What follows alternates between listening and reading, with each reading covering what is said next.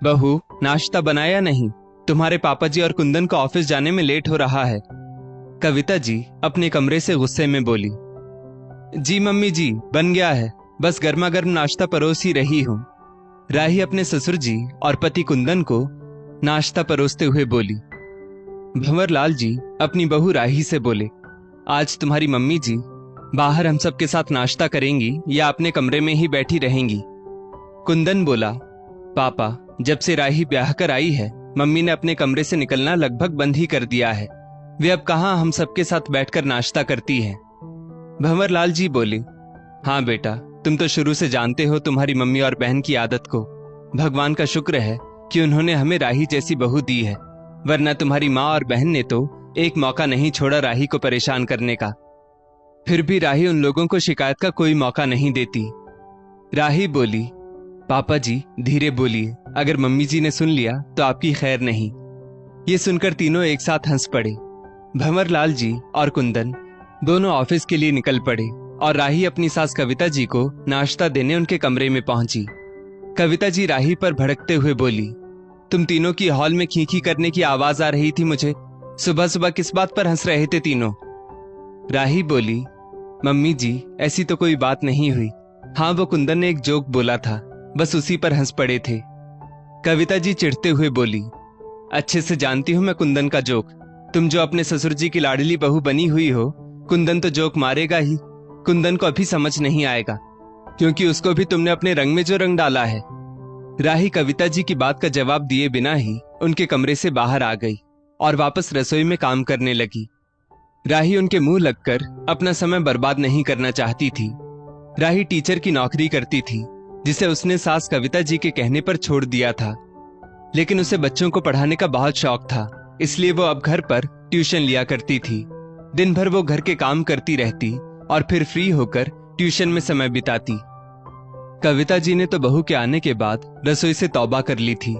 कविता जी दिन भर अपने कमरे में टीवी देखती रहती और जब जी चाहे राही को ताने मारती रहती। राही की एक ननद है रोमा, वो भी अपनी माँ का खूब साथ निभाती है, क्योंकि उसे भी लगता है कि शादी के बाद उसका भाई भाभी का हो गया है। रोमा भी पूरा दिन सेल्फ स्टडी के नाम पर अपने कमरे से बाहर नहीं आती। हाँ, जब चाय नाश्ता और खाना खाना होता तब बस कमरे से निकलकर रसोई से खाना ले जाती है। रोमा अपने कमरे में पूरा दिन लैपटॉप और मोबाइल पर लगी रहती है, मगर अपनी भाभी की कुछ मदद नहीं करती। घर में ससुर भंवरलाल जी ही हैं, जिन्होंने हमेशा बहू राही को बेटी का दर्जा दिया। कुंदन भी अपनी पत्नी राही को बहुत प्यार और सम्मान देता है, क्योंकि राही ने उसके परिवार के लिए अपनी नौकरी तक छोड़ दी थी और राही भी कुंदन जैसा हमसफर पाकर खुश थी। थोड़ी देर बाद डोरबेल बजी। राही ने दरवाजा खोला तो सामने उसकी बहन शिखा खड़ी थी। शिखा को देखते ही राही बहुत खुश हुई और उसे लेकर अंदर आई। शिखा बोली, दीदी, मैं और पापा आपके शहर कुछ काम से आए हैं। पापा मुझे यहाँ छोड़कर उनके काम के लिए निकल गए हैं। काम से लौटकर वे भी आपके यहाँ आएंगे। राही बोली, शिखा, तुम्हें देखे बहुत दिन बीत चुके थे, अच्छा हुआ तुम लोग यहाँ आ गए। दोनों बहनें बातें कर ही रही थी कि कविता जी बाहर आ गई और बोली, शिखा, तुम इतनी सुबह यहाँ कैसे? शिखा ने उन्हें भी पूरी बात बताई। राही रसोई से फटाफट शिखा के लिए चाय बनाकर ले आई। कविता जी मुंह बनाकर वापस अपने कमरे में चली गई। दोनों बहनें बातें कर ही रही थी कि कविता जी कभी कुछ काम से तो कभी कुछ काम से बाहर आ जा रही थी। राही अपनी सास का स्वभाव अच्छे से जानती थी। वो मन ही मन मुस्कुराने लगी। दोनों बहनें क्या बातें कर रही हैं, ये सुनने के लिए कविता जी बार बार कुछ काम से आने जाने का नाटक कर रही थी, वरना उनको तो अपने कमरे से बाहर आने की फुर्सत ही कहाँ थी। और फिर जब कविता जी से रहा ना गया तो कविता जी वहीं दोनों बहनों के पास बैठ गई। थोड़ी देर बाद राही की ननद रोमा कमरे से बाहर आई। शिखा को देखते ही वो बोली, क्या हुआ शिखा, घर में चाय पत्ती खत्म हो गई या शक्कर, जो इतनी सुबह सुबह यहाँ चली आई हो? शिखा एक नजर अपनी बहन राही को देखने लगी।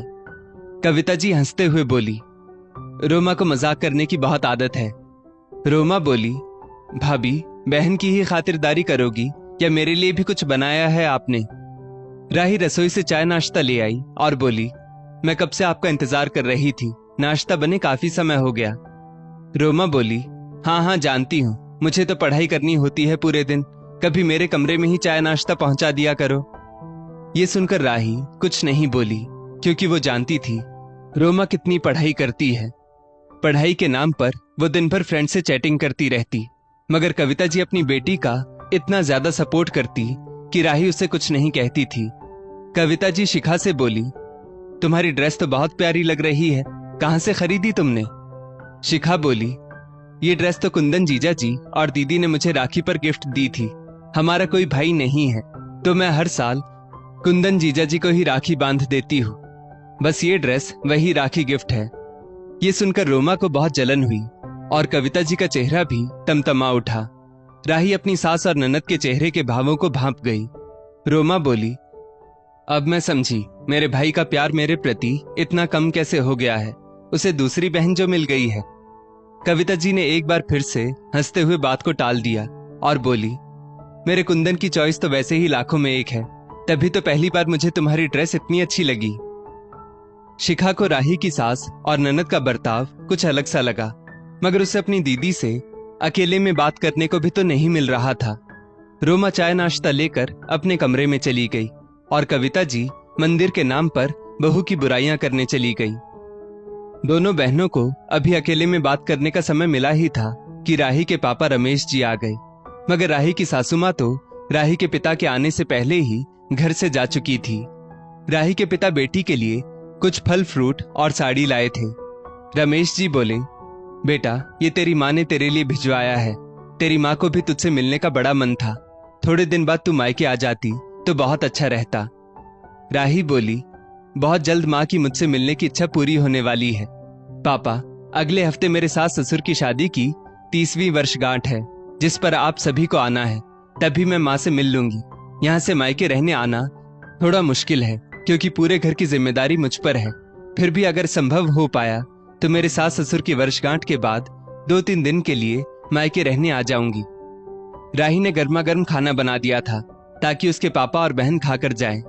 बहुत देर राही की सास के इंतजार के बाद रमेश जी बोले, अच्छा बेटा अब चलते हैं, काफी देर हो चुकी है।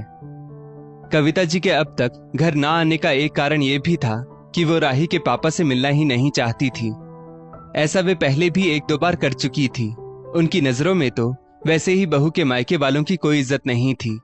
काफी देर बाद कविता जी घर आई, तब रोमा भी अपने कमरे से खाना खाने बाहर आ चुकी थी।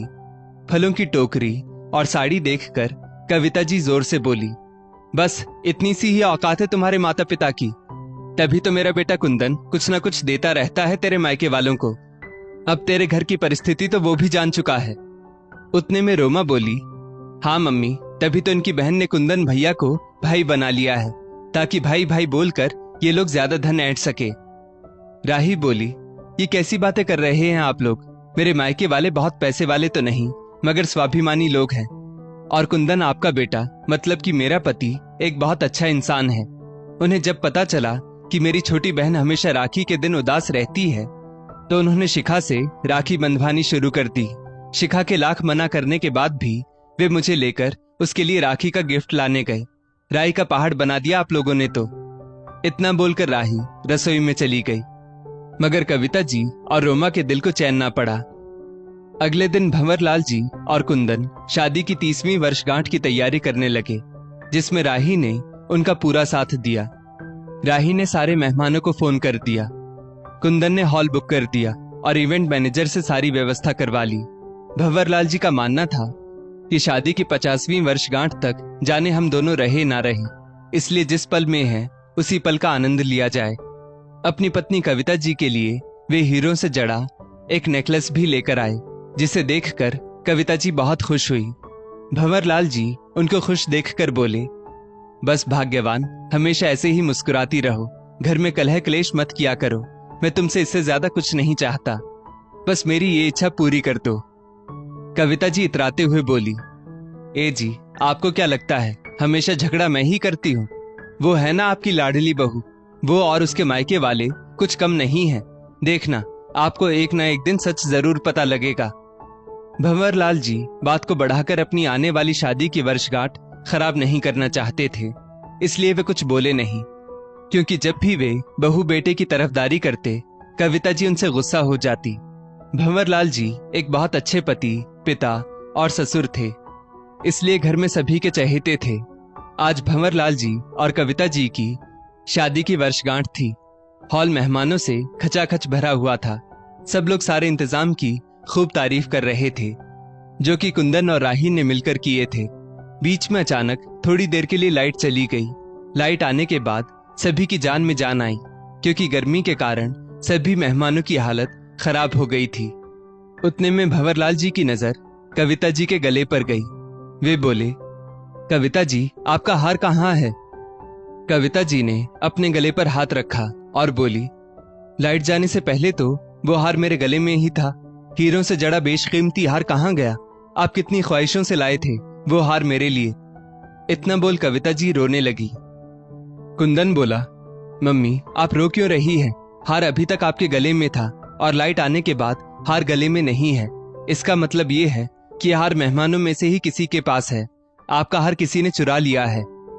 कुंदन एक अनाउंसमेंट करते हुए बोला, माफ करिएगा, मगर मेरी माँ का हार यहाँ उपस्थित लोगों में से किसी ने चुरा लिया है, इसलिए मुझे वेटर द्वारा सबके बैग्स और जेब की तलाशी लेनी पड़ेगी।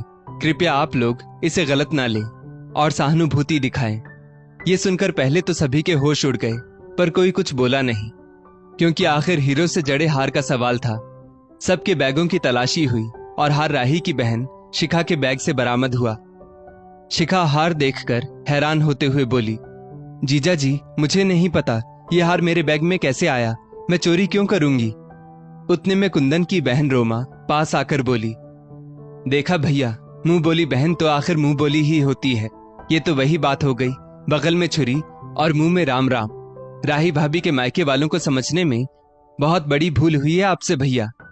राही बोली, नहीं कुंदन, शिखा कभी चोरी नहीं कर सकती, उसे किसी ने फंसाया है।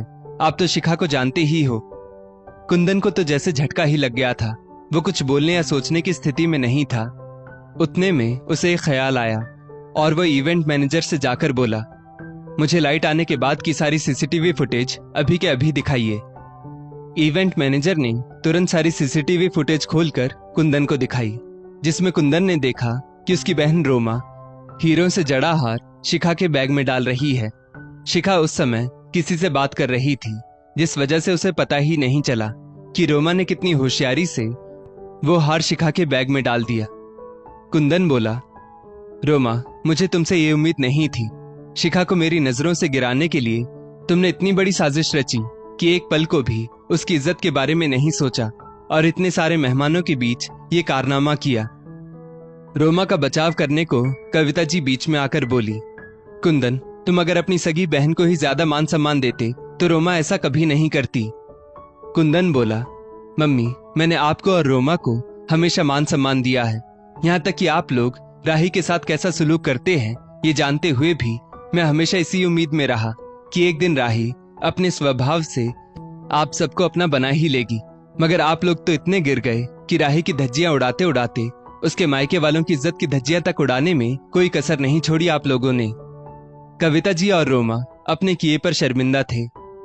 भंवरलाल जी भी अब तक यही सोचते आ रहे थे कि एक दिन उनकी बीवी और बेटी सुधर जाएंगी, मगर आज उन दोनों की इस हरकत ने उन्हें सभी के सामने शर्मिंदा कर दिया था।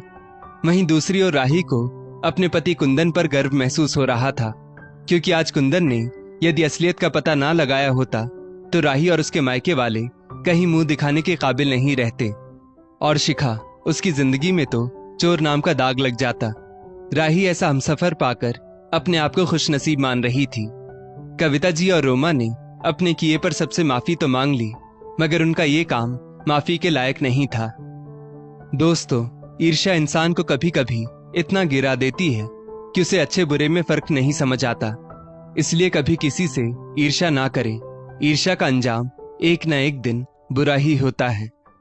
इस स्टोरी को लेकर आपकी क्या राय है नीचे कमेंट करके जरूर बताइएगा, और ऐसी ही और भी बेहतरीन वीडियोस के लिए हमारा पेज जरूर फॉलो करें। धन्यवाद।